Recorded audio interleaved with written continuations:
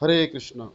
तो सर्वप्रथम आप सभी भक्तों का हार्दिक स्वागत है इस श्रीमद् भगवद गीता कक्षा में। तो अभी तक अभी हमारा चौथा अध्याय चल रहा है और चौथे अध्याय में हमने कितना श्लोक हो गया अपना, किसी को याद है? कौन सा किया था लास्ट? आ 12वां चल रहा था। ओके, ठीक है। हाँ, 12वां हो गया था अपना ना। ठीक है, 12वां हो गया था। तो चौथा अध्याय का नाम है दिव्य ज्ञान। तो ये भगवान ने तीसरे अध्याय के आखिर में कहा, कामेश क्रोधेश रजोगुण समद्भुः। अर्जुन ने प्रश्न किया कि हम क्यों पाप करने के लिए बाध्य हो जाते हैं? ऐसी क्या चीज है जिससे हम पाप करते हैं? हम बाध्यतावश अपने जीवन में कुछ करना नहीं चाहते हैं, लेकिन फिर भी हम उसकी तरफ खींचे चले जाते हैं। तो इसका क्या कारण है? तो भगवान ने उसका उत्तर दिया कि कामेश क्रोधेश रजोगुण समद्भुः, कि काम और क्रोध दो शत्रु हैं, है ना? नित्य वैरिणाम महाशनो महापापमा नित्य वैरिणाम। तो बड़े ही वैरी हैं और बड़े ही पापात्मा हैं, यही सब पाप कराने वाले हैं। तो ऐसा ज्ञान देके फिर भगवान ने कहा कि हमें अपने मन को नियंत्रण करना चाहिए। सबसे पहले पदार्थ है, उसके ऊपर इंद्रियां हैं, इंद्रियां पदार्थ को देखती हैं, इंद्रियों के ऊपर मन है। तो मन का काम क्या है? जो भी हमारे मन में विचार है पहले के, उसको प्रस्तुत करना। किसके सामने? बुद्धि के सामने। तो बुद्धि के सामने प्रस्तुत करके क्या होता है? बुद्धि के सामने प्रस्तुत करके क्या होता है? बुद्धि फैसला लेती है कि ये करना है कि नहीं करना है। तो उसी प्रकार अगर बुद्धि हमारी स्ट्रांग होगी, हमने शास्त्र वगैरह पढ़ा है, तो बुद्धि हमारी स्ट्रांग हो जाएगी। लेकिन अगर हमने शास्त्र नहीं पढ़ा है और बुद्धि में बल नहीं है, बुद्धि हमारी कमजोर है, तो क्या होगा? मन हम पे हावी हो जाएगा। हम मन नहीं है, और बुद्धि से भी परे क्या है? आत्मा है। तो इसका सारा रिस्पॉन्सिबिलिटी किसका है? आत्मा का है। तो हमने इसको अच्छे से समझा था। आज का जो श्लोक है बड़ा महत्वपूर्ण है, उसमें हम फिर से समझेंगे कि जीवात्मा करता भी है और अकर्ता भी है ना? और भगवान भी करता है लेकिन अकर्ता भी है। कैसे है उसको समझने का प्रयास करेंगे अच्छे से। तो फिर इसके बाद क्या हुआ? भगवान ने कहा कि यही ज्ञान मैंने किसको दिया था? सबसे पहले सूर्य के देवता विवस्वान को दिया था। विवस्वान ने मनु को दिया, मनु ने इक्ष्वाकु को दिया, और इस प्रकार ये ज्ञान ज्ञान जो है नीचे चलता आया। एवं परंपरा प्राप्ति निम्न ऋषि विदुः। तो जितने भी राजा हुए वो राज ऋषि थे, तो उन्होंने इस ज्ञान को प्राप्त किया, और ये ज्ञान नीचे नीचे नीचे नीचे आ रहा है चलता हुआ। अच्छा, और लेकिन कालक्रम में ज्ञान नष्ट हो गया। योगो नष्ट परंतप। ये योग जो था, ये ज्ञान जो था, ये बीच में नष्ट हो गया। मतलब नष्ट हो गया, इसका मतलब है कि जो शुद्ध शुद्ध जो धारा चल रही थी ज्ञान की, वो क्या हो गई? लोप हो गई। तो इसलिए अर्जुन, ये ज्ञान मैं तुमको फिर से दे रहा हूं, तुम्हारे माध्यम से मैं फिर से इसको प्रस्तुत कर रहा हूं इस जगत के सामने। क्यों दे रहा हूं? क्योंकि तुम मेरे इस रहस्य को तुम्हारे सामने ही क्यों मैं प्रस्तुत कर रहा हूं? क्योंकि तुम मेरे भक्त हो, मेरे सखा हो, है ना? रहस्यम ये तद उत्तमम, भक्तो अस्मि में सखा चेती, रहस्यम ही ये तद उत्तमम।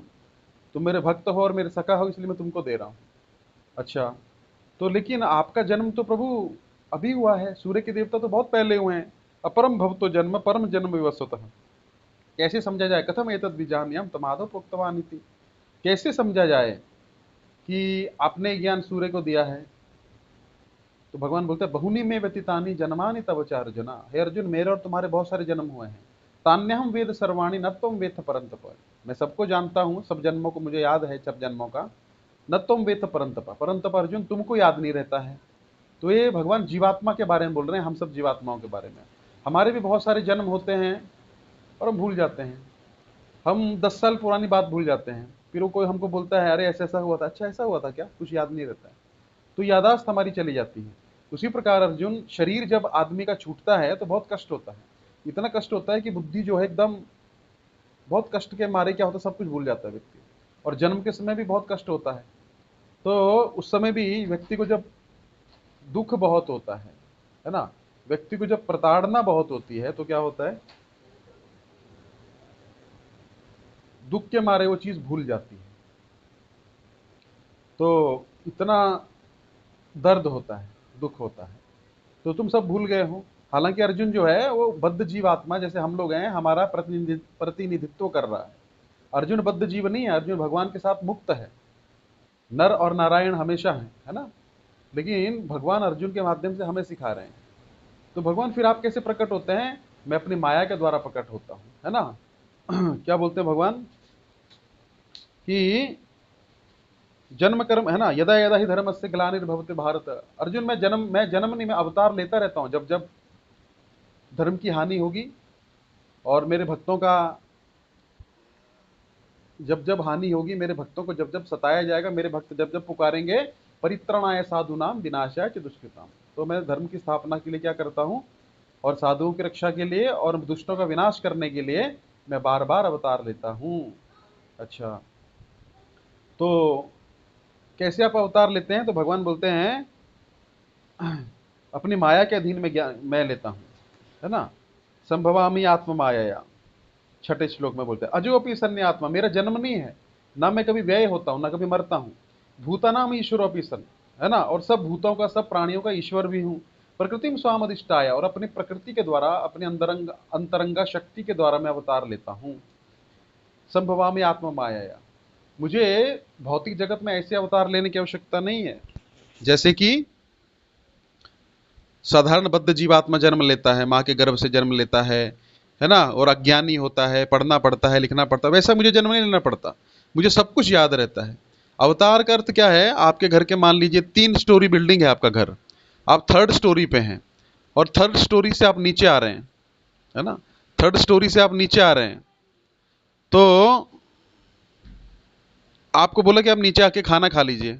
आप पहली स्टोरी पे आ रहे हैं नीचे, तीसरे स्टोरी से, तीसरे माले से, तीसरी मंजिल से। तो ऐसे नहीं कि आप भूल जाएंगे, अरे आप ऊपर से नीचे आए तो आपको कुछ भी याद नहीं है, आपको सब कुछ याद रहेगा। उसी प्रकार भगवान बोलते हैं कि मुझे सब कुछ याद रहता है अर्जुन, मैं भूलता नहीं हूं। लेकिन बद्ध जीवात्मा जो है वो सब कुछ भूल जाती है ना। तो इसी प्रकार क्या है, बद्ध जीवात्मा सब कुछ भूल जाती है। तो एक मिनट,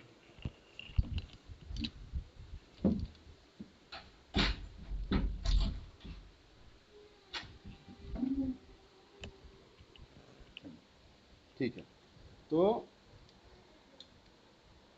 मैं बद्ध जीवात्मा नहीं हूं, भगवान इस प्रकार बोल रहे हैं। मैं अपनी माया के अधीन नहीं होता हूं, बल्कि माया मेरे अधीन है। इस प्रकार भगवान बोलने के बाद क्या किए, फिर बताने लगे 10वें श्लोक में कि कैसे मुझे प्राप्त किया जा सकता है। वीतराग भय क्रोधा मनमय मामुपाश्रित भगो ज्ञान तपसा पुता मद भाव मागता। लेकिन मेरा भक्त बनना इतना आसान नहीं है। मेरा भक्त बनने के लिए बहुत सारे जन्म लगेंगे। बहुओ ज्ञान तपसा पूता, जब आप बहुत जन्मों तक ज्ञान और तपस्या करेंगे, ज्ञान प्राप्ति करेंगे और तपस्या करेंगे, तो पूता मद भावम आगतः, तो आप शुद्ध हो जाएंगे, तब जाके मेरे भाव को प्राप्त होंगे, तब जाके आपको भक्ति प्राप्त होगी, तब जाके आपको सही ज्ञान प्राप्त होगा, जो मैं अर्जुन तुम्हें अभी दे रहा हूं। तो तुम्हारे भी बहुत सारे जन्म हुए हैं, लेकिन तुम मेरे मित्र हो, मेरे साथ हो, इसलिए मैं तुमको ज्ञान प्रदान कर रहा हूं। तो हमको भी यही सोचना चाहिए कि अगर हमको ये ज्ञान प्राप्त हो रहा है, तो हमने अपने जन्मों में, और श्रद्धा है और रुचि भी है, तो ये सब ज्ञान तप हमने कर लिया है, और उसकी कृपा से हमको क्या हो रहा है, भगवान की कृपा प्राप्त हो रही है। अच्छा, फिर भगवान ने आगे बताया 11वें श्लोक में कि जैसे जैसे कोई मुझे समर्पण करता है, ये था माम प्रबदंते तामस्ते बजाम में हम मम वर्तमान अनुवर्तनते मनुष्य पार्थ सर्वशः, है ना। तो जिस प्रकार कोई मेरा संग करता है, तो उसी प्रकार मैं उसको आदान प्रदान करता हूं। जैसे मेरा कोई भजन करता है, मैं वैसे उसके साथ आदान प्रदान करता हूं। अच्छा, फिर प्रभु मम वर्तमान वर्तनते मनुष्य पार्थ सर्वशः, सारे लोग मुझे ही खोज रहे हैं, मेरा ही अनुसरण कर रहे हैं, लेकिन सारे रास्ते मेरी तरफ नहीं जाते। हमने पिछली बार चर्चा किया था कि सारा रास्ता जो है घूम फिर के एक ही जगह नहीं आता है। सब नदियां समुद्र में मिलती हैं, लेकिन सबके रास्ते अलग अलग हैं। वो समुद्र में मिलना मतलब ऐसा नहीं है कि सब रास्ते, हम कोई भी देवता देवी देवता को पूजेंगे तो हमको मोक्ष प्राप्त हो जाएगा, नहीं।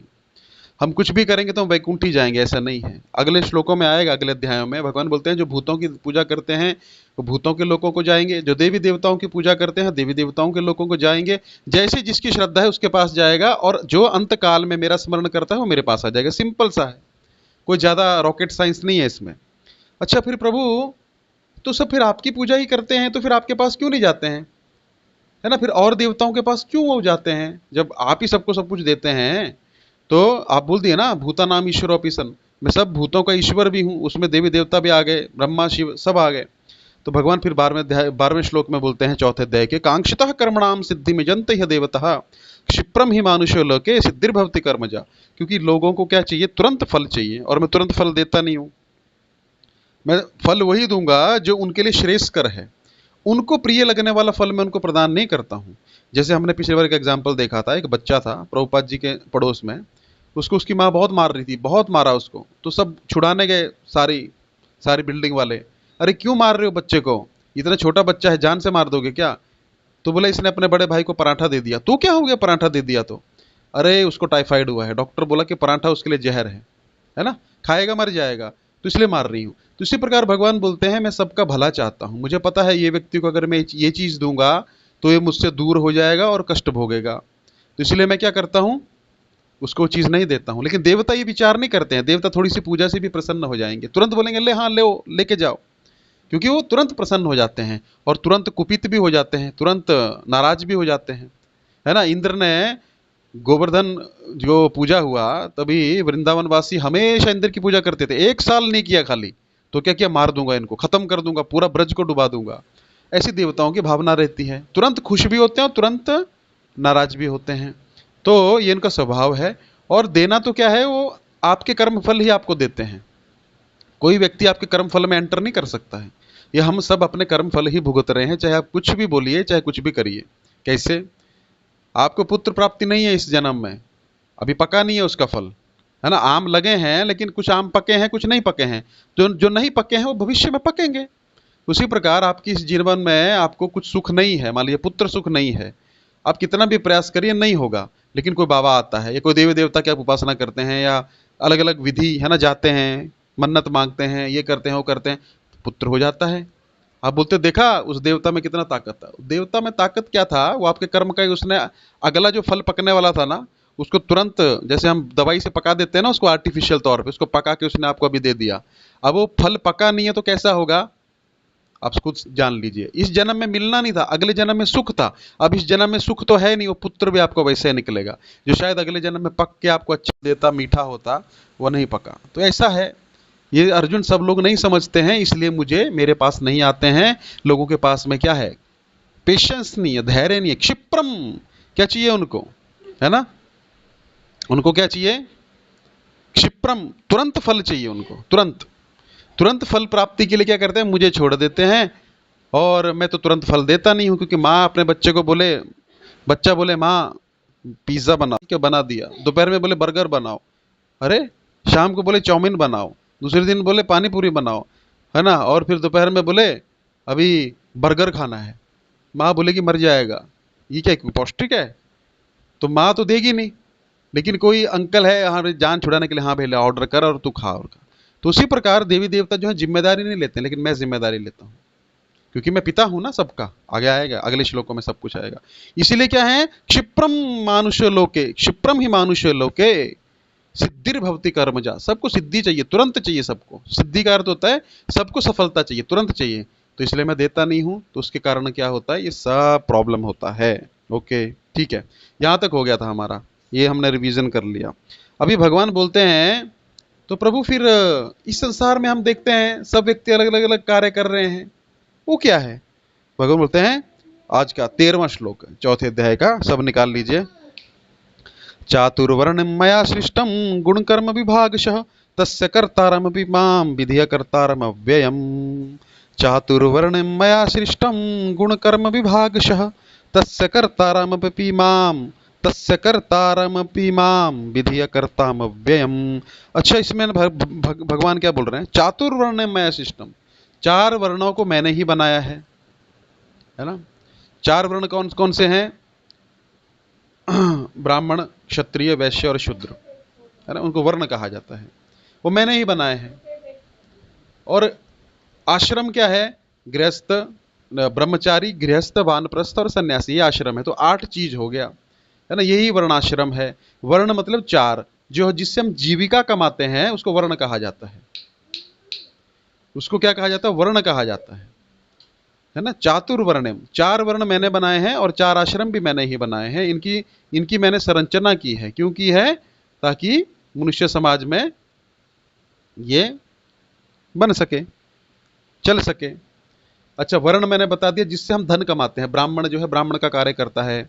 जो ब्राह्मण को जाति नहीं है, ये इसको जाति मत समझिएगा। कि चातुर्वर्णम, वर्णम का मतलब है कि कोई व्यक्ति का स्वभाव जिस प्रकार का होता है उसी प्रकार का व्यक्ति कार्य करता है। तो वर्ण का अर्थ है ब्राह्मण। ब्राह्मण का कार्य क्या हो सकता है? यजन, याजन, पठन, पाठन, ददाति, प्रतिगृणाति, है ना, यज्ञ करना, यज्ञ करवाना, खुद के घर में यज्ञ करना, यज्ञ करवाना, और पठन पाठन, खुद शास्त्र पढ़ना, दूसरों को शास्त्र पढ़ाना। टीचिंग मतलब खुद भी पढ़ता है, खुद पढ़ेगा तभी तो पढ़ा पाएगा। और ददाति, प्रतिगृणाति, दान लेना और दान देना। ऐसे नहीं खाली लेना ही, देना भी। ये 6 कार्य जो व्यक्ति करता है वो ब्राह्मण है। वो चाहे उसका स्वभाव है, लेकिन ये ऐसा नहीं है कि वो नकली है, उसका स्वभाव है, वो उसका स्वभाव है, तो अपने स्वभाव के अनुसार व्यक्ति कार्य करता है। और क्षत्रिय का कार्य क्या है? शस्त्र के द्वारा शासन करना, व्यवस्था बनाना, ब्राह्मणों की रक्षा करना, वैश्यों की रक्षा करना, वैश्यों को बिजनेस करना, है ना, क्या साधन देना, उनके लिए फैसिलिटीज करना, दुश्मन से उनकी रक्षा करना। तो ये सब क्षत्रिय का कर्म है। एडमिनिस्ट्रेशन, है ना। सबसे पहले क्या था? एजुकेशन, देन एडमिनिस्ट्रेशन, एडमिन, है ना। तो जो भी इस कार्य में लगे हुए हैं वो क्षत्रिय हैं, क्योंकि वो वैसा फैसिलिटी उत्पन्न कर रहे हैं, डोमिनेट कर रहे हैं, कंट्रोल कर रहे हैं, ताकि अच्छे से प्रशासन चल पाए, सुशासन हो पाए। और वैश्य का काम क्या है? धन जनरेट करना, है ना, धन कमाना और बिजनेस करना, और वो बिजनेस से टैक्स देना, ताकि क्षत्रिय को टैक्स देता है ताकि अच्छे से व्यवस्था हो पाए, अच्छी सड़कें बन पाए। तो ये वैश्य का काम है, धन कमाना, धनार्जन करना, कृषि करना, गौरक्षा करना, ये सब वैश्य का कार्य है। और शूद्र का कार्य क्या है? ये कर्मों के अनुसार है, वर्ण स्वभाव के अनुसार, जाति के अनुसार नहीं। तो शूद्र का स्वभाव क्या है? जिसमें कोई गुण नहीं है ऊपर तीनों का, वो चौथा क्या करता है? तीनों को सहायता करता है ना, तीनों को हेल्प करेगा अपना अपना काम करने में, वो शूद्र होता है। और अंत्यज होते हैं जो इन चारों वर्णों में नहीं आते हैं, जो इनके अंदर नहीं है। और अंत्यज मतलब एकदम जंगली जंगली लोग टाइप, है ना। अंत्यज मतलब जिनका कोई नियम ही नहीं है, वो शास्त्र को फॉलो ही नहीं करते हैं, वैदिक सभ्यता का पालन ही नहीं करते हैं, उनको क्या क्या कहा जाता है? अंत्यज कहा जाता है शास्त्र में। तो ये सिस्टम मैंने बनाया है। और इस सिस्टम के अंदर क्या होते हैं? जो लोग घरों में रहते हैं, सबसे पहले बच्चा पैदा होता है, उसको गुरुकुल में भेजा जाता है, तो ब्रह्मचर्य ये आश्रम है ना, आश्रम में रहना। ये तो वर्ण हो गए, ब्राह्मण, क्षत्रिय, वैश्य और शूद्र, जिसके द्वारा धन अर्जन किया जाता है, अपनी जीविका चलाई जाती है, ये वर्ण है। और आश्रम क्या है? ब्रह्मचारी में होंगे कोई लोग जिनके विवाह नहीं हुआ है अभी तक, है ना। जैसे 5 से 25 तक लोग पहले ब्रह्मचारी रहते थे, गुरुकुल में शिक्षा प्राप्त करते थे, या गुरुकुल ब्राह्मण लोग जाते थे, क्षत्रिय लोग भी जाते थे, लेकिन क्षत्रिय लोग शस्त्र विद्या सीखते थे, वैश्य लोग जो थे वो अर्थशास्त्र सीखते थे, शूद्र लोग जो थे वो ये सीखते थे कैसे सेवा करना है, कैसे स्किल्स डेवलप करनी है। आर्टिस्ट लोग, जैसे घर बनाने की कला, नक्काशी करने की कला, है ना, औजार बनाने की कला, शस्त्र बनाने की कला, ये सब क्या है? ये शूद्रों का होता है। तो शूद्र का मतलब ये नहीं कि जाति, मैं बार बार ये नहीं बोल रहा हूं कि जाति है, कर्म के अनुसार जैसा जिसका स्वभाव होगा, व्यक्ति कर्म वैसा ही करेगा। हमने इस पे बहुत चर्चा किया है कि स्वभाव के अनुसार व्यक्ति काम करता ही करता है, कुछ भी कर लो। अभी एक व्यक्ति, उसका स्वभाव है टीचिंग करने का, वो भले ऑफिस में लग गया, बैक ऑफिस में, लेकिन उधर भी प्रवचन देता रहेगा, सबको कुछ न पता, अच्छे से एक्सप्लेन कर पाएगा। कोई नया ट्रेनी आएगा तो उसको बताएगा, देखो भैया ऐसा ऐसा, अच्छे से एक्सप्लेन कर पाएगा, है ना। और कोई व्यक्ति है, वो भले ब्राह्मण का कार्य कर रहा है, टीचिंग कर रहा है ना, जॉब नहीं मिला तो टीचिंग कर रहा है, लेकिन स्वभाव है वैश्य का, बिजनेस करने का, तो वहां पे भी सोचेगा यार यहाँ पे मैं इतना कर रहा हूँ, अपने ट्यूशंस खोलूंगा, वहां इतना पैसे कमाऊंगा, उसका बुद्धि उस तरह से चलता है। तो ये वर्ण जो है स्वभाव के अनुसार होता है। व्यक्ति भले जॉब, आजकल तो वर्ण सिस्टम है नहीं, तो उसके कारण क्या हो रहा है, लोगों को पता ही नहीं कि क्या कार्य करना चाहिए, क्या नहीं करना चाहिए, जिसमें रुचि हो वो करना चाहिए, है ना। तो ये मैंने पहले काफी चर्चा किया हुआ इसके, इस पे पहले के कक्षाओं में, तो आप सब जानते हैं उसमें, है ना। तो वर्ण के अनुसार मतलब ये स्वभाव के अनुसार होता है, जाति के अनुसार नहीं। तो ब्रह्मचारी आश्रम, फिर गृहस्थ में जाता है 25 से 50, गृहस्थ आश्रम में अपना जिम्मेदारी निभाता है ना, फिर कार्य करता है। तो सब कुछ उसको बहुत सारी अनुभूतियां होती हैं उस गृहस्थ आश्रम में कि झई में जीवन जो है कष्टप्रद है, बहुत मेहनत करना पड़ता है, उसको ज्ञान की भी प्राप्ति होती है, साथ साथ में उसको संसार जो है ना समझ आने लगता है। तो गृहस्थ आश्रम, फिर गृहस्थी के बाद वो धीरे धीरे, अभी तुरंत संन्यास तो ले नहीं सकता है, तो ट्रांजिशन करने के लिए दूसरे इसमें जाने के लिए धीरे धीरे धीरे वर्णाश्रम सिस्टम इसमें वानप्रस्थ में आता है।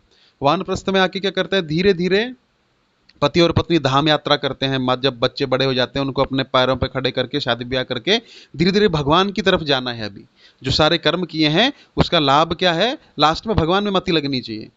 तो धीरे धीरे धाम में जाता है, धीरे धीरे दोनों अलग रहने लगते हैं, धीरे धीरे फिर वो बाद में संन्यास ले सकता है ना। ऐसा तो आध्यात्मिक प्रगति के लिए वर्ण और आश्रम बनाए गए हैं। अभी आप इतना समझ गए कि वर्ण और आश्रम क्या है। तो ये मैंने ही बनाया है सिस्टम, लेकिन अर्जुन मैं डालता नहीं हूं किसी को इसके अंदर, व्यक्ति अपने आप स्वभाव के अनुसार जाता है। आप समझ रहे हैं ना क्या हो रहा है। भगवान यहाँ क्या क्या बोल रहे हैं कि चातुर्वर्ण मैं सिस्टम, मैंने सिस्टम बनाया है।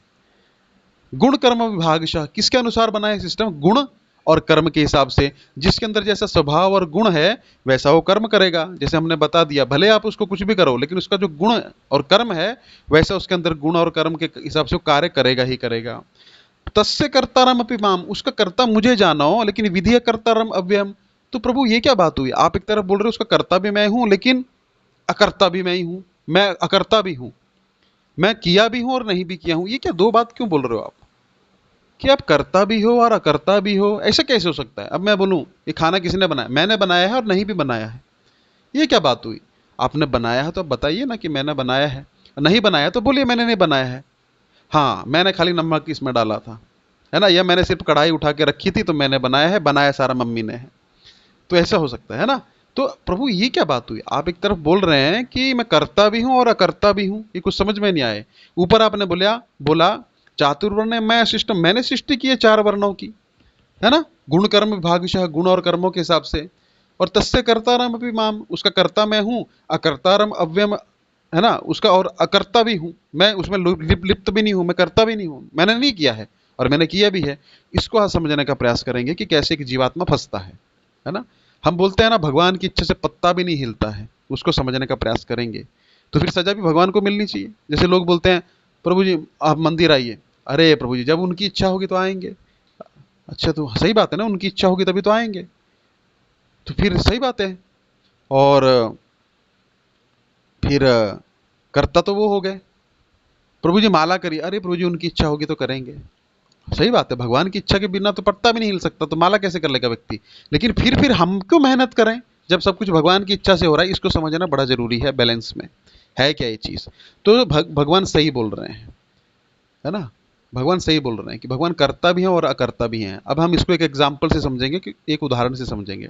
राजा है, राजा है ना, एक देश का राजा है। अब राजा के अधीन सब प्रजा है। राजा चाहता है हमारी प्रजा सुखी रहे। सुखी रहने के लिए क्या नहीं होना चाहिए, क्राइम नहीं होना चाहिए। क्राइम होगा, है ना, जुर्म होगा तो क्या होगा, लोग डरे रहेंगे, घर से बाहर नहीं निकल पाएंगे, चोरियां होंगी, गलत चीजें होंगी, ठगी होगी, लूटमार होगी। वहां पे कोई शांति हो सकती है, कभी नहीं हो सकती है। तो राजा एक प्रशासन बनाता है। राजा बोलता है अपने सैनिक रखता है, पुलिस रखता है, उनको घूमने के लिए कहता है, कोर्ट कचहरी होती है। क्यों होती है कोर्ट कचहरी, राजा को पता है कि सब सिटीजन जो हैं, सब नागरिक जो हैं वो हमारे आज्ञा पालन नहीं करेंगे, उनमें से कुछ रहेंगे जो उसका उल्लंघन करेंगे, उसके लिए कोर्ट कचहरी बनानी है, दरबार बनाना है। फिर क्या क्या बोलता है राजा, ठीक है अब मैं एक हॉस्पिटल खुलवा रहा हूँ, अच्छा ठीक है, अब एक स्कूल खुलवा रहा हूँ, अब एक प्याऊ खुदवा रहा हूँ, अब वेलफेयर एक्टिविटी कर रहा हूँ, भंडारा लगा रहा हूँ, वेरी गुड, बहुत अच्छा, राजा ही कर रहा है ना। लेकिन राजा बोलता अरे एक जेल भी बनानी पड़ेगी। अरे राजा जी आप ऐसी बात क्यों कर रहे हैं, आप तो अच्छी अच्छी डेवलपमेंट की बात करिए। ये भी तो डेवलपमेंट ही है ना। जेल बनाऊंगा तो जितने ये बाहर जो हैं ये उपद्रव मचा रहे हैं, इनको कहाँ रखेंगे, इनको तो एक जगह अंदर डालना पड़ेगा ना, ताकि बाहर समाज जो है शांति से रहे। हालांकि राजा की इच्छा नहीं है जेल बनाने की, लेकिन राजा को पता है कि कुछ लोग ऐसे रहेंगे जो उपद्रव मचाएंगे और जो शांति प्रिय जो नागरिक हैं, है ना, शांति से रहना चाहते हैं, उनको परेशान करेंगे। तो राजा क्या बोलता है, एक जेल भी बनाओ, बड़ी सेंट्रल जेल बनाओ, ये बनाओ, और जल्लाद भी रखेगा, है ना। जल्लाद क्यों? आप तो डेवलपमेंट की बात करिए, हॉस्पिटल की बात करिए, शिक्षा की बात करिए, जल्लाद क्यों रख रहे हो? पुलिस क्यों रख रहे हो? मारपीट की बात क्यों करते हो? हथियार क्यों दे रहे हो पुलिस के पास में? अरे लेकिन अशांति फैलाने वाले भी तो लोग होंगे। जल्लाद रखेगा तो क्या करेंगे? वो फांसी पर टांगेगा लोगों को। तो ये तो गलत बात है ना। राजा जो है सबका बुरा चाहता है ना, अपने नागरिकों को फांसी पर टांगना चाहता है, लेकिन क्या करेंगे, रखना पड़ेगा कि नहीं रखना, मजबूरी है ना। तो जल्लाद रखना भी जरूरी है। तो इसी प्रकार राजा न्यूट्रल है, राजा थोड़े बोल रहा है मैं तुमको अभी जल्लाद से फांसी पर टंगवा दूंगा, नहीं, सबको नियम पालन करना है ना। ये बना दिया, सिस्टम बना दिया। देखो जो अच्छे से नागरिक हैं, अच्छे से अपना कर वगैरह देंगे, टैक्स देंगे, शांति से रहेंगे, जो जो हमने नियम बोले हैं अच्छे से पालन करेंगे, उनके लिए हॉस्पिटल्स हैं, उनके लिए हम रोड बनाएंगे, उनके लिए पानी की व्यवस्था करेंगे, उनके लिए भंडारा लगाएंगे, उनको अन्न की सुविधा देंगे, सब बहुत अच्छा राजा है। लेकिन जो इस नियम का उल्लंघन करेगा, लूटपाट करेगा, दूसरों को परेशान करेगा, है ना, समाज में हिंसा फैलाएगा, उसको पकड़ के जेल में डाला जाएगा और उसको डंडे मारे जाएंगे, और अगर बहुत बड़ा जुल्म हुआ तो क्या करेंगे? फांसी पे भी टांगेंगे। तो राजा के दो रूप क्यों है भाई? दो रूप क्यों है राजा के? लेकिन आप समझ गए, राजा के दो रूप नहीं है, राजा न्यूट्रल है। राजा ने अपना नियम बनाया। अच्छा, राजा ने सिस्टम बना दिया। अभी सिस्टम क्या बनाया? देखो भाई, ये हमारा सिस्टम है, ये हमारा नियम है, जो ये नियम पालन करेगा उनको फैसिलिटी दो, राशन दो, पानी दो, अच्छा दो, सुख सुविधा दो, और जो ये नियम तोड़ेगा उसको उठा के लाओ, जेल में डाल दो, केस चलाओ, और केस चलने के बाद अगर सजा हुई उसको 14 साल सजा दो, 10 साल सजा दो, डंडे मारो, और नहीं तो फांसी पर टांग दो। तो ये क्या बात हुई? सिस्टम बनाया है राजा ने, नहीं बनाया? बनाया, राजा ने सिस्टम बनाया ना। लेकिन राजा करता भी है और अकर्ता भी है। अभी वहां से कोई आदमी सोचे, देखो सिस्टम तो राजा ने बनाया है, फांसी राजा देता है, तो सजा भी राजा को मिलनी चाहिए ना। फांसी इतने लोग मार डाले राजा ने, तो इसको नरक जाना पड़ेगा। राजा कैसे नरक जाएगा? राजा ने सिस्टम बनाया, सबको चॉइस दिया है, फ्री विल दिया है राजा ने। क्या बोला है? आप सबकी अपने अपने अपनी इच्छा है, देखिए हम किसी को बाध्य नहीं करेंगे। एक तरफ पुरस्कार मिलेगा और एक तरफ आपको दंड मिलेगा, अब आप चुन लीजिए। तो जीवात्मा अपने आप चुनती है ना। तो एक कुछ लोग होंगे उनको पता है, ऐसा कोई नहीं होता जिसको पता नहीं कि इसका दंड है। अगर नहीं पता है तब भी दंड मिलेगा। आग में आप हाथ डालिए और आपको पता नहीं था कि नहीं जलाती है या जलाती है, आप बोलेंगे अरे मुझे पता नहीं था, क्यों जला दिया? नहीं भाई, नियम तो पालन है, नियम तुमको जानना पड़ेगा। अगर तुम चला रहे हो, गाड़ी चला रहे हैं, आपको नियम पता होना चाहिए। रेड लाइट होगी तो मुझे रुकना है। आप हवलदार को ऐसे नहीं बोल सकते अरे मुझे तो पता नहीं था। तो लाइसेंस कैसे बना तुम्हारा? लाइसेंस नहीं है तो क्यों चला रहे हो? तुमको नियम पता है कैसे चलाना है, आड़ा टेढ़ा नहीं चलाना है, नियम पता है सड़क पे कैसे गाड़ी चलाते हैं? नहीं जी मुझे तो पता नहीं है, उठा के जेल में डाल देंगे सीधा, है ना। पूछेंगे थोड़े कि अरे आपको तो नियम पता नहीं थे, आपको तो हम अभी आपका स्वागत करेंगे, ठीक है कोई बात नहीं, जाओ आप, ऐसा थोड़े बोलते हैं। उसी प्रकार नरक स्वर्ग के नियम भगवान ने बना दिए और भगवत प्राप्ति के नियम भी बना दिए। अब हम नहीं समझे, नहीं सुने, इसमें किसकी गलती है? हमारी। तो राजा ने नियम बनाया, घोषणा भी करवा दी, कुछ लोग हैं जो तोड़ेंगे, तो राजा उनको क्या करेगा? जेल में डालेगा, और उसको फांसी की सजा दे दी तो सब बोलेंगे देखो राजा कितना निर्दयी है, राजा ने उसको फांसी की सजा दी। लेकिन राजा ने नियम बनाया है ना, राजा ने वो नियम बना दिया। अब राजा करता भी है, राजा ने फांसी दी ना, जज ने फांसी दी। मान लीजिए जज फांसी देता है और निब जो होता है ना, निब पेन का तोड़ देता है, इसका मतलब क्या है कि जज का कसूर है उसमें? नहीं, जज ने तो सजा दिया। जज ने, गवर्नमेंट ने एक सिस्टम बनाया है, उस सिस्टम को जो फॉलो करेगा, लोग उसको पालन करेंगे तो उनको रिवॉर्ड मिलेगा, पुरस्कार मिलेगा।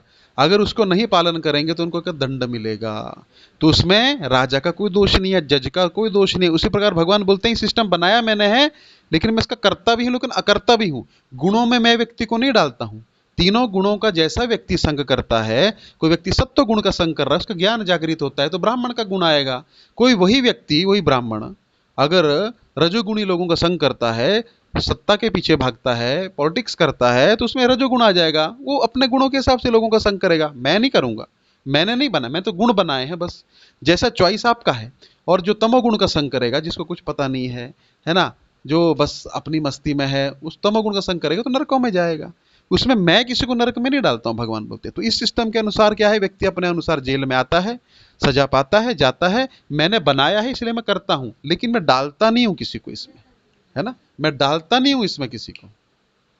तो इसीलिए मैं क्या हूं, अभी आप दूसरा लाइन पढ़ेंगे तो आप समझ जाएंगे। तस्य कर्तारम अपि माम विधिया कर्तारम अव्ययम, मैं उसका कर्ता भी हूं और उसका उसमें लिप्त भी नहीं होता हूं, ये मैं किसी को डालता नहीं हूं। कैसे हम जानते हैं, मान लीजिए आप कार लेके जा रहे हैं, बहुत तेज गति में जा रहे हैं, कार एक व्यक्ति से टकरा गई, आगे बाइक पे जा रहा था एक आदमी, आप इतनी तेज गति में थे कि आप ब्रेक नहीं लगा पाए और आगे एक बाइक वाला जा रहा था और गाड़ी को उसने ठोक दिया। ठीक है, गाड़ी को उसने ठोक दिया और वो गाड़ी से दो लड़के उसमें जा रहे थे, उड़े और नीचे गिर के मर गए। अब आपने ब्रेक लगाई, अब देखा कोई नहीं है इधर, भाग लिए। अब वो सीसीटीवी कैमरा में कैद हो गया, आपके घर में पुलिस आई, आपको पकड़ के लेके गई, तो आप क्या बोलेंगे? आपने बोला, पुलिस बोली देखो आपने ना दो लड़कों को ऐसे मार दिया है, दोनों मर गए हैं। डॉक्टर पुलिस जी मैंने नहीं मारा है। तो किसने मारा है? गाड़ी ने मारा है ना, मैं तो टच भी नहीं किया उनको। किसने मारा? गाड़ी ने मारा। अरे गाड़ी ने कैसे मारा? तुम चला रहे थे ना गाड़ी। नहीं नहीं मैं तो चला रहा तो अंदर था, मैं तो टच भी नहीं किया हूं, गाड़ी ने मारा है। तो क्या करेंगे? गाड़ी को लेके जाएंगे पुलिस स्टेशन, गाड़ी पे केस चलाएंगे। किस पे चलाएंगे? इंसान पे चलेगा ना, जो चला रहा था ड्राइवर उस पे चलेगा ना, क्योंकि कंट्रोल उसके हाथ में था, चॉइस उसके हाथ में है। तुमको गाड़ी को कंट्रोल करना चाहिए था। अब उसका ब्रेक नहीं लगा, एक्सीलेटर दबा दिया, क्या दबाया वो तो बात की बात है, लेकिन कंट्रोल किसके हाथ में था? जीवात्मा के। वैसे हमारा शरीर जो है वो गाड़ी है, अंदर आत्मा बैठी हुई है। आत्मा ने कोई एक्सीडेंट किया तो हम शरीर को दंड मिलेगा? नहीं नहीं, ये तो हमने थोड़ी किया, हमारे शरीर ने किया, लेकिन कंट्रोल कौन कर रहा है उसको? उसको आत्मा कंट्रोल कर रही है। तो उसी प्रकार दंड जो है आत्मा को मिलता है ना। हालांकि आत्मा जो है वो अजर अमर है सब कुछ, लेकिन आत्मा अपने आप को आइडेंटिफाई करती है शरीर से। जैसे ड्राइवर जो है, अगर आपकी गाड़ी जा रही है और कोई गाड़ी आपकी टच कर दे एकदम, तो क्या है, आपको ऐसा लगता है अरे हमको ही चोट पहुंच गई, बल्कि वो गाड़ी को थोड़ा सा खरोंच लगा है, तो हम अपने आप को गाड़ी मानते हैं, है ना। ड्राइवर जो है उसको एग्जैक्ट पता लगता है कि गाड़ी कैसे आगे पीछे जा रही है, वो अपने शरीर का एक अंग मानता है। उसी प्रकार आत्मा जो है वो शरीर को एकदम अपने आप को ही मानने लग पड़ता है। जैसे हम शहरों में जाते हैं, हम क्या बोलते हैं? ए रिक्शा इधर आओ, लेकिन रिक्शा थोड़े आएगा इधर, उस रिक्शा के अंदर जो आदमी है उसको हम बुला रहे हैं, ए रिक्शा, टैक्सी। तो हम टैक्सी टैक्सी को बुलाएंगे, टैक्सी थोड़े आएगी, लेकिन वो अंदर जो आदमी बैठा है ना, वो अपने आप को टैक्सी मान रहा है। वो क्या बोल रहा है? हाँ टैक्सी मतलब मेरे को बुलाया, हाँ रिक्शा, हाँ मेरे को बुलाया, है ना। तो क्या होता है, व्यक्ति जीवात्मा जब अपने आप को शरीर मानने लगता है तो अपने आप को उससे आइडेंटिफाई करने लग पड़ता है, और वही बंधन का कारण है। तो इसलिए भगवान क्या बोलते हैं कि मैं जीवों को डालता नहीं हूं किसी भी दुविधा में, किसी भी इसमें, कुत्ते के शरीर में, भैंस के शरीर में। जब वो वैसा कार्य करेगा तो उसको वैसा ही शरीर प्राप्त हो जाएगा, है ना।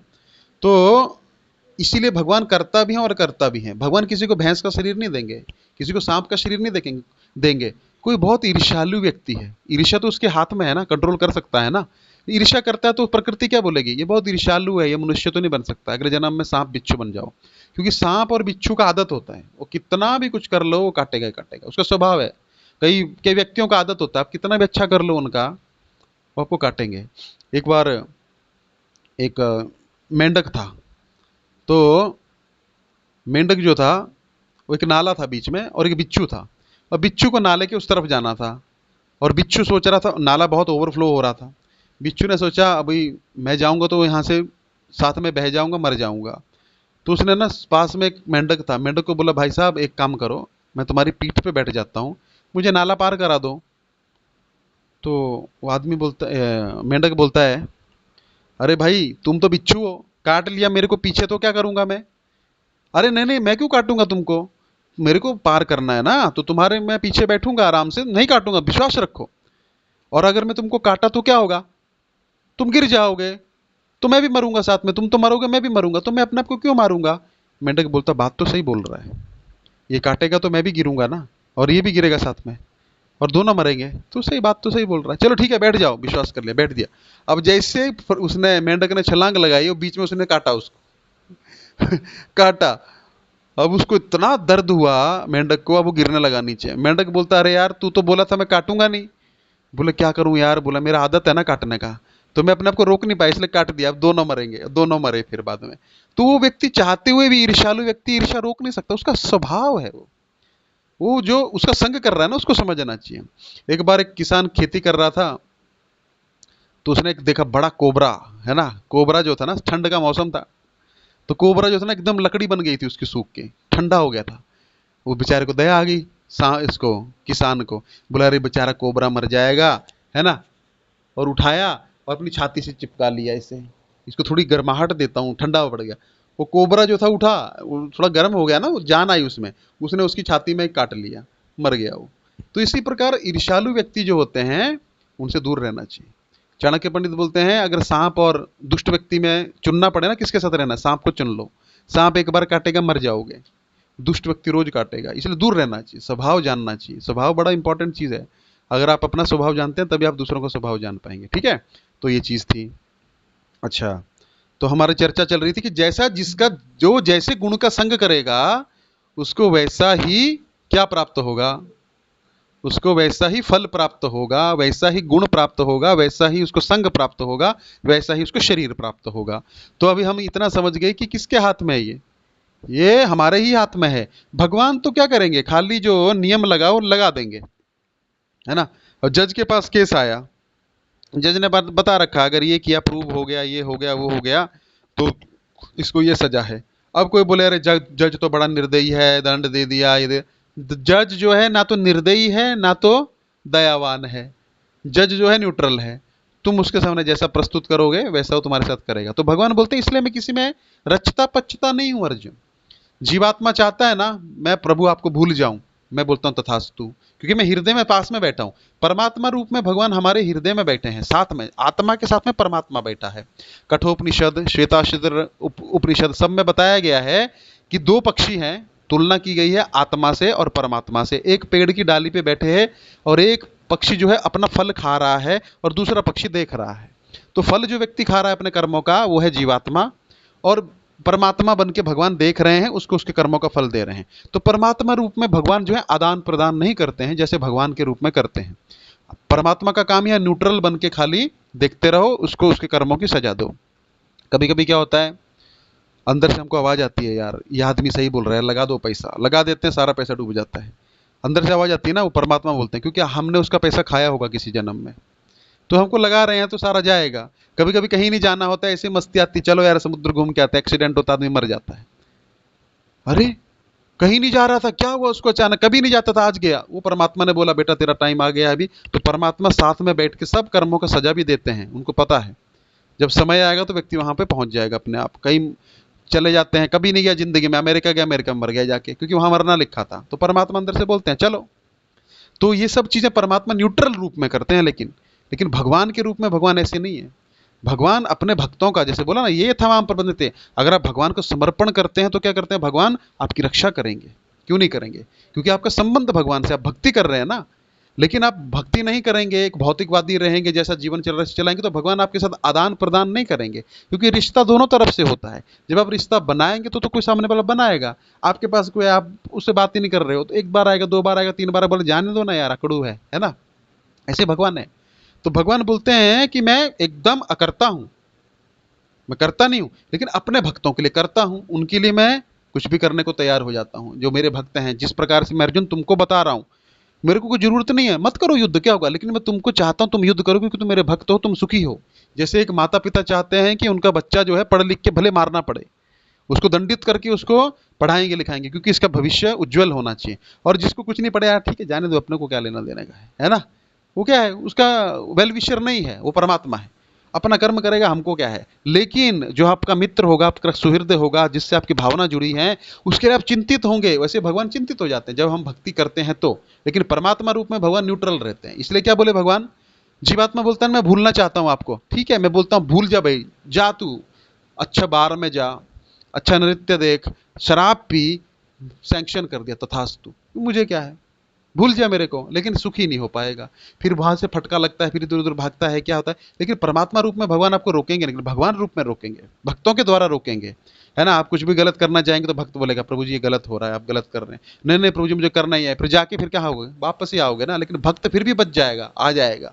लेकिन जो बाहर के लोग हैं, जिनको भगवान में कोई रुचि नहीं है, जो शुद्ध नहीं हुए हैं, भव ज्ञान तपसा पूता, जिनका नहीं हुआ है, शुद्धि नहीं हुआ है, वो लोग क्या होंगे, माया के द्वारा हमेशा सताए जाएंगे अर्जुन। क्योंकि मैं उनको अपनी माया के द्वारा ही दंडित करता हूं, अपने माया के द्वारा फल देता हूं, पर्सनली नहीं देता हूं।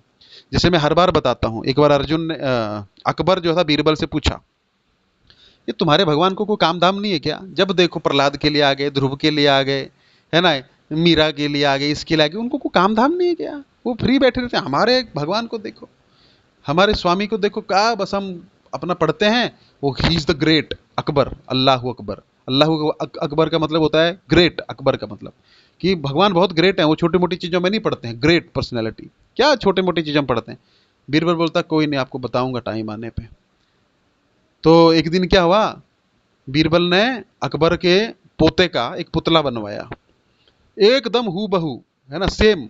और अपने सैनिकों को बोला, गार्डन में घूम रहे थे, बोला जैसे मैं इशारा करूं उसको क्या करना, तुम तालाब में फेंक देना। बोले ठीक है। सामने से अकबर की नजर पड़ी, अरे हमारे पोते को लेके हमारे सैनिक आ रहे हैं हमारे पास में, बड़ा खुश हुआ, मन में लड्डू फूटने लगे, है ना। बस उसको पास जाने वाला था, उसको हाथ में लेने के लिए, गोद में लेने के लिए, तभी अकबर बीरबल ने इशारा किया, ऐसे किया, फेंक दो। और बीरबल ने क्या, बीरबल के इस इशारे पे सैनिकों ने क्या किया, उसको उठा के फेंक दिया तालाब में। अब अकबर जो था वो भागा, तालाब के अंदर घुस गया और उसको निकाल लिया, और देखा तो वो पुतला एकदम। बोला ये क्या मजाक है, अभी तुम सबके गले कटवा देता हूं। बीरबल ये क्या मजाक है, ये है वो है, ये ना, है ना। तो बीरबल बोलता महाराज थोड़ा शांति रखिए, बाहर आ जाइए पहले। बोले अरे तुमने तो मेरा प्राण निकाल दिया था, मुझे लगा मेरा पोते को फेंक दिया। बोले देखिए महाराज, आप तो पूरे भारत के राजा हैं, सम्राट हैं, आपके अधीन ये सैनिक हैं, मैं आपके अधीन हूं, लेकिन जब इन्होंने आपके पोते को पानी में फेंक दिया, आप क्यों भागे? आप बोल सकते थे ना, जाओ सैनिकों उसको निकालो, लेकिन आप वेट क्यों करेंगे? आपका अटैचमेंट है ना उसके साथ में, ममता है ना उसके साथ में, तो आप रुके बिना, आपको किसी पे विश्वास नहीं है कि जब तक मैं बोलूंगा तब तक डूब जाएगा, आप देखते ही उसको भागे और बाहर निकाला। बस यही भगवान का, हमारे भगवान का स्वभाव है।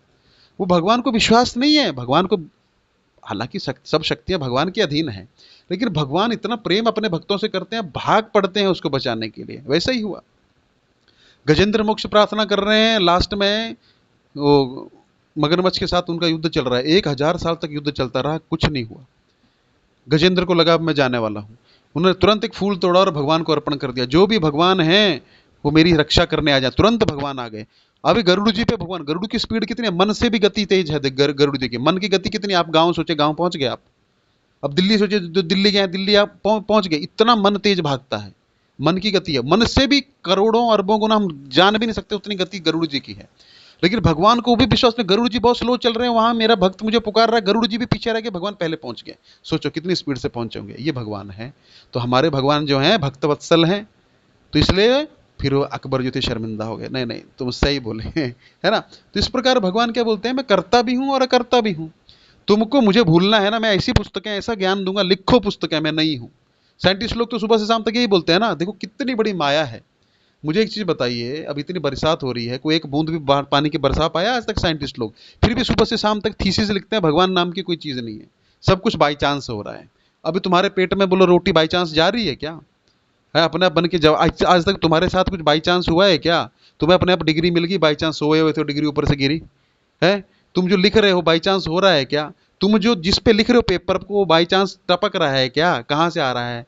भगवान दे रहे हैं। लिखने का कहाँ से दे रहे हैं? भगवान दे रहे हैं। तुमको जो बुद्धि दे रहे हैं भगवान दे रहे हैं। बाई चांस कुछ होता है क्या? नहीं, ये सब कुछ एक्सीडेंटल हो गया, बिग बैंग हुआ, ये हुआ, कितना बुद्धि, भगवान ऐसा ही बुद्धि कर देंगे आपकी जैसा आप चाहेंगे, है ना। ये थमाम पर पदंते ताम से भजाम में हम, जैसा व्यक्ति मुझसे संग करना चाहता है, जैसा वो चाहता है मैं ऐसी बुद्धि कर देता हूं। मुझे नकारना चाहते हो, लिखो, जितना ग्रंथ लिखने लिखो मेरे बारे में कि मैं हूं ही नहीं, है ना। तो क्या करते हैं, भगवान वैसी बुद्धि दे देते हैं।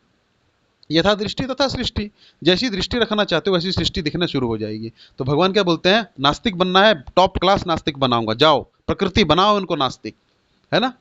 तो प्रकृति फिर देती है अलग अलग तर्क, अरे मूर्खो, तुम सुबह से शाम तक जो खाते हो तुम फैक्ट्री में बना रहे हो क्या? तुम इतना बड़ा बड़ा केमिकल्स मिलाते हो, कहाँ से ला रहे हो केमिकल? घर से लेके आए थे क्या? पैदा हुए थे साथ में लेके आए थे? कहाँ से लिया? यहीं से केमिकल निकाल रहे हो, यहीं से फास्फोरस निकाल रहे हो, मैग्नीशियम निकाल रहे हो, यहीं से एल्यूमिनियम निकाल रहे हो, यहीं सब कुछ निकाल रहे हो, घर घर भी उन ईंटों से बना रहे हो। प्रभु की कृपा से सांस ले पा रहे हो, ऑक्सीजन, प्रभु की कृपा से पानी पी पा रहे हो। और नकारने के लिए देखो कितनी माया जो है वो स्ट्रांग है। भगवान बोलते हैं माया अपहृत ज्ञानम, आगे आएगा भगवत गीता में, मेरी माया के द्वारा उनका ज्ञान अपहृत हो जाता है और वो नास्तिक बन जाते हैं। और मैं बोलता हूं बनो नास्तिक जितना बनना है। तो भगवान क्या बोले, मैं नहीं चाहता हूं कि वो नास्तिक बने, उनकी इच्छा, इसलिए फैसिलिटी दे दिया। कोई भक्त बनना चाहता है, उसके जीवन में भक्तों को भी भेज दूंगा, गीता भेज दूंगा, भागवत भेज दूंगा, सब कुछ भेज दूंगा, रथ यात्रा करवा दूंगा, सब खुद आ जाऊंगा। जैसा कोई पाना चाहता है वैसा सबको दिया है मैंने, है ना। और मुझे नकारना चाहते हो, सुबह से शाम तक लिखते रहो, मैं हूं ही नहीं। अरे ये कहां से बरसात हो रही है इतनी, कहां से ट्रांसपोर्ट हो रहा है, बादल आगे आगे बरसात करता हुआ बरस रहा है, कहां से पानी। एक साल बरसात नहीं हो, तुम्हारी सारी लैब्स बंद हो जाएंगी, धंधा बंद हो जाएगा, क्रैश, तुम्हारा शेयर मार्केट क्रैश हो जाएगा, खाने के लिए अन्न नहीं रहेगा। फिर क्या करेंगे उस ग्रोथ का, क्या करेंगे उसकी इकोनॉमी का, क्या करेंगे? डॉलर खाएंगे, डॉलर की सब्जी बनाएंगे, रोटी खाएंगे। तो ये भगवान क्या कर रहे हैं? सब कुछ तो वही दे रहे हैं, नकारने के लिए कितनी बुद्धि चाहिए सोचो। सामने भगवान है, एक जमीन में से करेला निकल रहा है, आम निकल रहा है, चीकू निकल रहा है, आलू निकल रहा है, राइस निकल रहा है। वैसा मौसम भगवान बना रहे हैं, ठंड में ठंड की फसल होती है, गर्मी में कौन रेगुलेटर करता है? हमारा फ्रिज चल रहा है, फ्रिज अपने आप चल रहा है, अच्छा अपने आप चल रहा है, अपने आप बन गया। कोई तो रेगुलेटर घुमा रहा होगा, तभी तो पंखा 102, 2 से 3, 4 चल रहा है, फ्रिज चल रहा है, वैसे टेम्परेचर बढ़ रहा है, बरसात हो रही है, ठंडी आ रही है, कोई तो कर रहा होगा। कितने मूर्ख हैं हम लोग, है ना। तो इसलिए भगवान क्या बोलते हैं, उनके लिए मैं कभी भी प्रकट नहीं होता हूं, उनके लिए मैं नहीं हूं ना। तुम्हें बोलते हैं ना, कोई नहीं है, तुम ही स्वामी हो, करो। मृत्यु के समय तो सब हरने वाला हूं मैं। कोई कितना भी बड़ा फिल्म एक्टर हो, कितना भी बड़ा सुपरस्टार हो, कितना भी हो, मृत्यु के समय क्या होगा? वही शरीर पड़ा होगा। घर वाले बोलेंगे ये एक्ट्रेस बड़ी सुंदर थी, लेकिन लेके जाओ, जलाओ इसको, जल्दी जल्दी दफनाओ इसको, अब बास मारेगी। अरे क्या हुआ? सारी हेकड़ी निकल गई। जवानी में बोलते थे हम किसी को सामने झुकते नहीं है, बुढ़ापे में अपने आप कमर झुक गई। क्या हुआ? हेकड़ी निकल गई सारी। पहले तो इतना उछलते थे, अभी एक पानी का गिलास लेना टेबल से तो उठने में 10 बार सोचना पड़ता है, उठूं कि नहीं उठूं, कोई आएगा तो ले लूंगा, मांग लूंगा। बाथरूम जाना है तो 10 बार सोचना पड़ता है, कोई आएगा तो। कहाँ गया वो सारा हेकड़ी? तो भगवान को कोई फर्क नहीं पड़ता है। लोग सोचते हैं भगवान को फर्क पड़ने वाला, भगवान को कुछ फर्क नहीं पड़ता है। भौंकते रहो, सब कुत्ते भौंकते रहे, हमको ये राष्ट्रपति नहीं चाहिए। राष्ट्रपति को फर्क पड़ रहा है कुछ? कुछ फर्क नहीं पड़ रहा। भगवान बोलते हैं अपने माया के द्वारा तुमको निचोड़ के रख दूंगा, है ना। मेरा नाम हरि है, भगवान बोलते हैं, सब कुछ हरण कर लूंगा।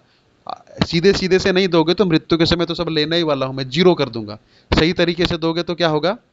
भक्ति कहलाएगी, और दूंगा और ये करूंगा, है ना। तुमको अविनाशी बना दूंगा। अविनाशी हो ही, लेकिन भूल चुके हो। लेकिन यहाँ पे सब विनाश हो जाएगा, सब चीजों का नाश हो जाएगा। तो भगवान क्या बोल रहे हैं यहाँ पे? सब कुछ मैंने बनाया है, मैं करता भी हूं लेकिन अकर्ता भी हूं। सिस्टम मैंने बना दिया है, अब चुनना ना चुनना हमारे हाथ में है, और दंड भी हमको मिलेगा। और फिर हम ऐसे नहीं बोल सकते सब तो भगवान की इच्छा से होता है, पत्ता भी भगवान की इच्छा से हिलता है, नहीं। इच्छा हमारी रहती है, फैसिलिटी हमारी नहीं है, फैसिलिटी भगवान देते हैं, है ना। एक बच्चा इच्छा किया मम्मी बर्गर बनाओ, फैसिलिटी वो नहीं देगा। उसने इच्छा किया, मम्मी बोलेगी ठीक है बना देती हूँ, बना दिया उसने। फैसिलिटी किसने दिया? भगवान ने दिया। भगवान डायरेक्ट नहीं देते, प्रकृति के द्वारा द्वारा दिलवाते हैं, क्योंकि प्रकृति को बीच में रखा है भगवान ने। लेकिन जो भक्त होता है प्रकृति के लांग के, वो भगवान की शरण में चला जाता है, तो भगवान डायरेक्ट उससे आदान प्रदान करते हैं, है ना। जैसे आपका राजा आपका मित्र है, तो राजा जो है अपने सैनिक को नहीं बोलेगा या अपने मंत्री को नहीं बोलेगा, डायरेक्ट आपके घर पे आएगा, आपसे बातचीत होगा। आपका अगर बचपन का मित्र है ना। उसी प्रकार भगवान से जब संबंध हो जाता है तो भगवान हो जाते हैं, और हम भक्त हो जाते हैं। तो भगवान फिर प्रकृति को बीच में नहीं लेते हैं। हमारे कर्म चाहे कितने भी बुरे हों, कुछ भी, भगवान उनको काट देते हैं। या तो काटेंगे या फिर भुगतेंगे हम लोग, तो उसको बहुत कम कर देंगे। मान लीजिए हमारा हाथ कट जाना चाहिए था, थोड़ा सा गिरेंगे, खाली नाखून में खरोंच आएगी, नाखून निकल जाएगा। तो बोलना चाहिए भगवान आपकी इतनी कृपा है, आपने 99.999% कष्ट काट डाला, खाली 0.0001% देके मुझे छूट दिया। ये भगवान कर देते हैं, है ना। तो ये कितनी बड़ी भगवान की कृपा है। लेकिन भक्त बन के जब हम भगवान की भक्ति करेंगे, तब न्यूट्रल में भगवान कुछ नहीं करेंगे, है ना। तो फिर हमें पूरा का पूरा झेलना पड़ेगा जो हमारे भाग्य में है। तो उसी प्रकार भगवान क्या बोले कि उसका कर्ता में भी हूं और अकर्ता भी हूं, है ना। तो ये आप समझ गए होंगे श्लोक, ठीक है। तो आज हमने समझा कि भगवान जो हैं वो कोई भी चीज के सिस्टम बनाने वाले हैं, लेकिन सिस्टम को फॉलो करवाने वाले नहीं है। वो हमारी इच्छा है। अगर हम ए को चुनेंगे तो ए वाला ऑप्शन जागृत हो जाएगा, बी को चुनेंगे तो बी वाला। रोड पकड़ेंगे मुंबई वाला, तो सूरत कैसे आएगा? मुंबई पहुंचेंगे ना। रोड हमको पता होना चाहिए कौन सा चुनना है, उसके बाद फिर वो वाला नियम लागू होना शुरू हो जाएगा, है ना। अगर हम भगवान की भक्ति करेंगे तो भगवान वाला नियम लगना चालू हो जाएगा। हम भगवान को भूलेंगे और संसार और माया की तरफ देखेंगे, तो हम पे वो वाला नियम लागू हो जाएगा। बस यही है।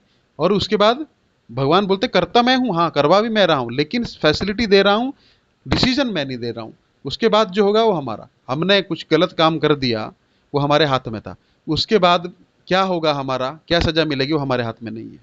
तो बस वही भगवान बोलते हैं, जीवन ने इच्छा किया, मैंने फैसिलिटी दिया, अब उसके बाद जो होगा वो खुद खुद भुगतेगा। उसी प्रकार मैं करता भी हूं क्योंकि मैंने सिस्टम बनाया है, और अकर्ता भी हूं क्योंकि मैंने उसको उकसाया नहीं वो कार्य करने के लिए, मैंने उसको choice the. Life is all about choices. हमारी लाइफ जो है हर हर समय चॉइस है, हर समय चॉइस है। आपकी थाली में भोजन आया, रोटी खाऊं, पहले चावल खाऊं, दाल खाऊं, जो आप चॉइस चुनोगे वो हो जाएगा, वो आप खाएंगे। अब चॉइस है क्लास अटेंड करूं कि नहीं करूं, छोड़ दूं, चॉइस है, छोड़ देंगे तो अगला नियम लागू हो जाएगा, अटेंड करेंगे तो ज्ञान प्राप्त होगा, है ना। अब कल ऑफिस जाऊं कि नहीं जाऊं, चॉइस है, नहीं जाएंगे तो सैलरी कट जाएगी, जाएंगे तो सैलरी मिलेगी, वो चॉइस आपके हाथ में है। उसके बाद जो है रिजल्ट आपके हाथ में नहीं। यही भगवान बोलते हैं कि तुम अर्जुन सिर्फ कर्म कर सकते हो, और वो भी सही चॉइस वाला कर्म, है ना। और एक बार एक व्यक्ति था जो बहुत खुश रहता था, किसी भी स्थिति में खुश रहता था। तो उसका एक दोस्त पूछता है, यार तू हर स्थिति में खुश क्यों रहता है, और मैं हर बार हर समय डिप्रेशन में रहता हूँ, सार सबको देखता हूँ डिप्रेशन, तू खुश क्यों रहता है। तो वो व्यक्ति बोलता है, देखो यार मैं सुबह उठता हूँ ना, तो मैं रोज सोचता हूँ आज मेरे पास दो चॉइस है, या तो मैं अच्छे से खुश रहूं या फिर दुखी रहूं, है ना। दोनों चॉइस है ना, तो मैं खुश होना चुनता हूं, है ना। जब भी मुझे कोई दुख आता है, टेंशन आता है, तो मैं मेरे पास दो चॉइस होती है, या तो मैं मायूस होकर बैठ जाऊं या उसके लिए कुछ करूं, तो मैं कुछ करना चुनता हूं। जब मेरे पास रिजल्ट आता है तो मैं सोचता हूं या तो मैं इसमें खुश हो जाऊं या फिर मैं इसमें कमियां निकालूं, तो मैं खुश होना चुनता हूं। और मेरा किसी से बहस होता है तो मैं सोचता हूँ या तो उससे झगड़ा करूं या चुपचाप अपना दिमाग खराब किए बिना निकल जाऊं, तो मैं दिमाग खराब किए बिना चुनता हूं, तो मैं निकल जाता हूं। अच्छा, कोई भी वाद विवाद में आपके पास दो चॉइस है, हमेशा उलझने की जरूरत नहीं है। हम जो चॉइस चुनेंगे वो हमारे साथ होगा, बस यही है ना। आप समझ गए, हमेशा दो चॉइस आपके साथ रहेगा, तीन भी हो सकता है। जो चॉइस आप चुनेंगे वैसे आपका जीवन होगा। तो life is all about choices. हमारी जो चॉइस है, आपने आपने चुना है कि हम शुक्रवार के दिन शाम को भगवत गीता का क्लास सुनेंगे, तो आप भगवत गीता सीख रहे हैं। आप चुनेंगे हम शाम को पिक्चर देखेंगे, चॉइस इज योर्स। भगवान चॉइस के बीच में नहीं आएंगे कभी भी। आप जो चॉइस करेंगे उसका फैसिलिटी भगवान आपको देंगे। आपको बार में जाना है, फैसिलिटी मिलेगा, बार में शराब मिलेगी, सब मिलेगा, लेकिन उसके साथ में उसका दुख भी चालू हो जाएगा। आपने क्योंकि वो वाला बटन दबाया है, पंखे का बटन दबाएंगे तो पंखा चालू होगा, लाइट का दबाएंगे तो लाइट, अरे ये क्या है, नहीं, यही चॉइस है, हर समय चॉइस है हमारे पास। सुबह 5 बजे अलार्म बजा, दो चॉइस है, उठूं कि नहीं उठूं, नहीं उठूं सो गया, चॉइस है, हर समय चॉइस है। तो हम अपने भाग्य के भाग्य विधाता खुद हुए कि नहीं हुए। हाँ प्रभु जी बिल्कुल सही बात है, हम चॉइस कर सकते हैं, रिजल्ट भगवान के हाथ में रहता है, फिर भी रिजल्ट भगवान के हाथ में रहेगा। तो ये आप समझ जाइए, हमारे पास चॉइस है, लेकिन छोटी सी चॉइस है, लेकिन वो चॉइस हमारे लिए बहुत बड़ी चॉइस है। Life is all about choices. वही डिसीजन मेकिंग है। डिसीजन मेकिंग क्या है, आपके पास सामने चॉइसेस हैं, उसमें से एक अच्छी चॉइस चुननी है और उसको बैकअप करना है, बस वही डिसीजन है। तो वही चॉइस है। एक बार एक दादाजी अपने अपने पोते को समझा रहे थे, देखो व्यक्ति जो है ना, व्यक्ति के अंदर दो कुत्ते रहते हैं, दो कुत्ते, एक पॉजिटिव है और एक नेगेटिव है। पॉजिटिव में क्या है, खुशी है, सेटिस्फेक्शन है, संतुष्टि है ना, सेल्फ कॉन्फिडेंस है, दूसरों का भला करने की इच्छा है, दूसरों को प्रेम देने की इच्छा है, दूसरों को हेल्प देने की इच्छा है एक। और एक नेगेटिव डॉग है, उसमें क्या है, दूसरों की टांग खिंचाई करने की इच्छा, अपने बारे में बुरा सोचने की इच्छा, दूसरों का बुरा सोचने की इच्छा, दूसरों का नुकसान करने की इच्छा, दूसरों से जलने की इच्छा, है ना, लेजीनेस, है ना।